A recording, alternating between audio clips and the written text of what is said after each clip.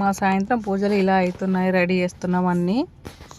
సాయంత్రం ఒక పొద్దు ఇడవడానికి అన్నీ తయారు చేస్తున్నాం. దేవుని దగ్గర అన్నీ రెడీ చేశాక దీపం ముట్టించి మా ఒక పొద్దు అనేది ఇప్పుతాము. సాయంత్రం 6 గంటలకి పూజ కంప్లీట్ అయిపోయింది.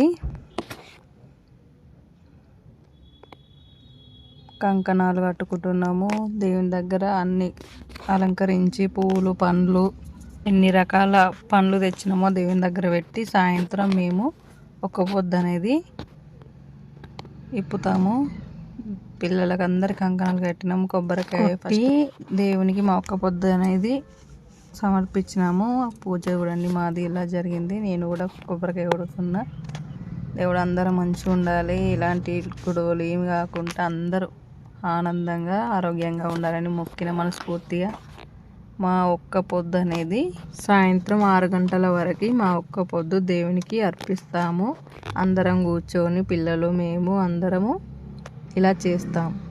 అందరం ఫస్ట్ ఖర్జూరతోటి తర్వాత కొబ్బరి నీళ్ళతోటి ఒక్క పొద్దు అనేది దేవునికి అర్పిస్తాము. కొబ్బరి నీళ్ళు అందరం తాగుతున్నాం. పిల్లలు చూడండి ఎట్లా చూస్తుందో.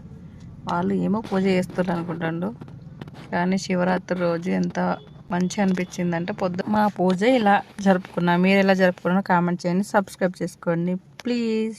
బాయ్. ఓం నమః శివాయ.